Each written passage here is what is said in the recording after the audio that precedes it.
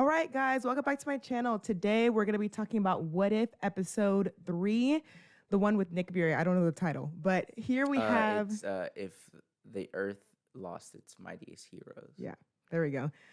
Here we have Ade. Can you tell them a little bit about yourself? Hi. But Ade. here we have... I'm a Dallas-based filmmaker. I am a director, writer, producer, editor, cinematographer. I pretty much do everything under the sun. But I also do film criticism. Well, I used to do it a lot more back then. I'm kind of chilled off of it now. But yeah, I like films.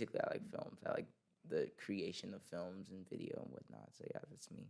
Yeah, we met in a film class, so that makes sense, of course. But yeah, so what did you think of What If? I thought it was good. It pretty much falls in line with how I feel about most of everything this season. So far, it's fun. Like it's fun little snippets. There's not too much. There's not stakes necessarily because it doesn't really matter. It really just is what if. I thought it was just interesting to see a different take on. Like, are we talking spoilers? Yeah. Okay, so spoilers. I just thought it was interesting seeing Hank Pym. Like what if he went bad and I just thought I actually would have wished we saw more of that because Hank Pym as a character is not somebody that we see at all, really. Right. Like, we've seen him in 2 movies and we haven't seen him at all. So I would have liked to see a lot more of him in this episode just because we don't see him at majority of the time. But I thought it was fun. I thought it was nice. It was a nice twist. It was a shocking twist. I was like, oh, it's Hank. Yeah, it was Hank the whole time. Hope worked for S.H.I.E.L.D., which wasn't originally in the movies, right? Yeah. And yeah, he went bad. Because in the movie, she's stuck in the realm, right? In the quantum realm. His wife, right? Hope is his daughter. His daughter. Yeah. Never mind. I'm tweeting. Yeah, Hope is his daughter. So I was like, oh, that's cool how they tied that in. Mm-hmm. It was shocking in the beginning seeing Iron Man get killed. Yeah. And I was like, oh, what's supposed to go on? Right? Like, what's going on? Like, what if they really changed it? They really did the what if. And I always go back to the first episode where I really didn't like that episode because it wasn't what if enough for me. It was really kind of the same story. How did you feel about it? I liked episode 1. I liked it more than a lot. A lot of people didn't really like it. I thought it was fun just because away from, what if it just wasn't Steve Rogers? I thought it was interesting of what if it was Captain Carter and what if Steve became basically the first ever war machine? Mm-hmm. That was interesting. Because he dies, right? He dies in that episode. From what I remember. No. He doesn't, right? No.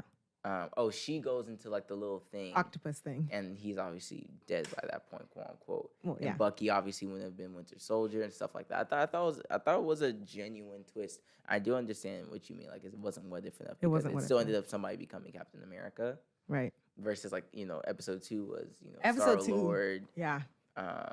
The Collector, Thanos was not Thanos. I definitely get what you mean. Yeah, I enjoyed it though. Because I was telling my dad, I was like, what if Peggy, after she became Captain Carter,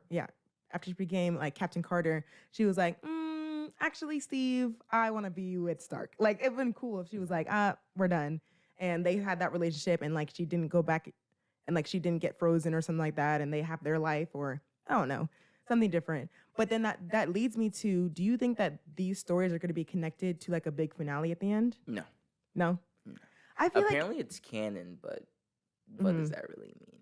And back to even episode 1. I love the action of episode 1. I thought it was so good. It was really, really good.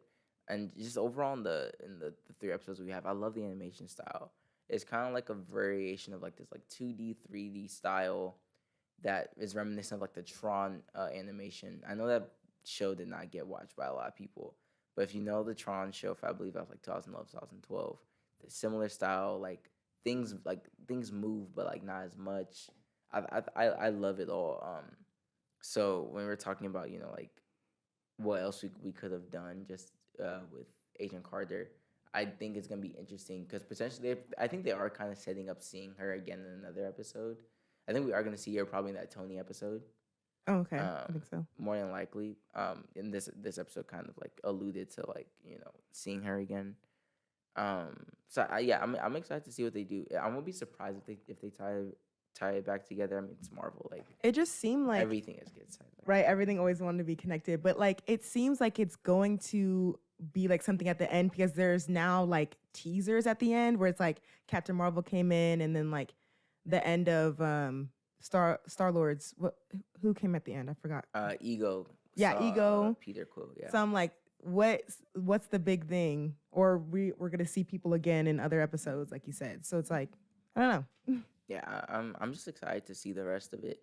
Yeah, there's not really much to say because it was like, yeah, it's Yeah, what if, and it's like, well, yeah, it's just what if. Right. I say that for this episode, I loved for some reason the part that got me the most excited was seeing Bruce's scene because it was pretty much the Incredible Hulk movie. Yeah, pretty much the Incredible Hulk movie, which I really loved. And you were saying like it should have been, what's his name? I would love to see an Abomination in that scene. Abomination in that scene. Yeah, but that obviously too. It wouldn't matter. Right. Because based on what they wanted to do. But I also would have liked to have seen what's it called? Liv Tyler voice the role of Mrs. Ross. I think I take all that seriously because if you're gonna get everybody else, like you might as well just get everybody else. Maybe maybe they didn't sign Liv Tyler and them to like enough of a 360 deal that's probably why she's not there. But I like that scene a lot, and that was probably actually not Incredible Hulk actually had a lot of great scenes. Right, but and everyone hates on it, and I'm like, who hates on it? It's a great movie. Right, I really enjoyed it. I remember watching it so many times as a kid, and like just growing up, and then people would be like, "Oh, that movie sucks," and I'm like, "But like, really watch it. Just watch it again." Yeah, you know, watch it again. Like the Brazil scene and the soda place, the scene at the university was so good. You know, with the gas, and then and he bursts out. Right, and he fights. Well, he doesn't fight Abomination there. He doesn't. No, it's just like people. Yeah, I remember he kicks Eli Roth's character into a tree trunk. That was very funny. And then the Abomination scene at the end is fantastic. It's so good. I agree. And I think what it is, why people don't like it now, is that formula is so old now. The formula of on the run person, love interest, gets captured eventually, has to do something heroic and fight a big CGI. I get it, but so good. Like even like down to like he's like stabbing Abomination, like choking him out. Like we don't even see that anymore. Like no, we Marvel don't. Doesn't even get that like dark anymore. So I definitely appreciate it. Like I think how Iron Man is. Iron Man has literally the first Iron Man is literally how a lot of MCU movies go. Yeah. Person, origin story. Villain is close to the hero. They do whatever they gotta do. Ends with a beam in the sky. Beam in the sky. You literally like it's literally the formula that everybody else is doing now. So I just don't like. I wouldn't like if other people kind of gave it crap for, feeling like these films not one. It was the originators. Right. Yeah.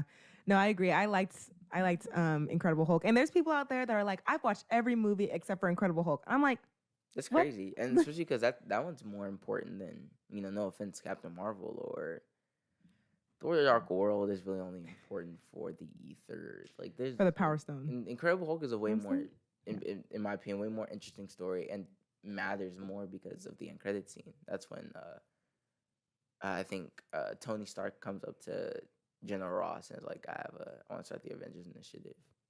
It's a big deal. Yeah, it's a very, very big deal. So I don't know. I haven't. It's been a while since I've seen that movie, but yeah I guess.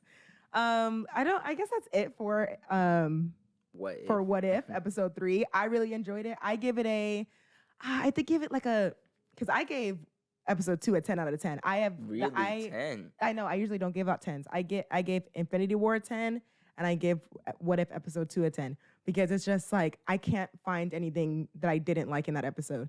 But for this one, I'll give it an 8.5. I'll give it a 7. Yeah, that was fun. It was a fun time. That was, and I think that's what Marvel should be doing every once in a while. Is now everything has to be okay. I need to focus because it's gonna be one Easter egg or this and that. Right. They need to like remember in the next 6 years. Oh my God, do you remember? Oh, and that's So I think this is fun. It's low stakes and there's it's just low stakes. People can just enjoy it. So I think we miss that sometimes where it's like, I think Marvel misses that where it's like always has to be so structured and I like just have fun. That's why I just love episode 2. I can watch that 1,000 times. Yeah. I think Marvel should, right? learn to not, fit into a box. But that's the conversation for another day. Right. Oh, we have a comment. Hi. Hello, commenter. Do you know this person? Dom's Lego building and doodles. Hi. Hi, Dom.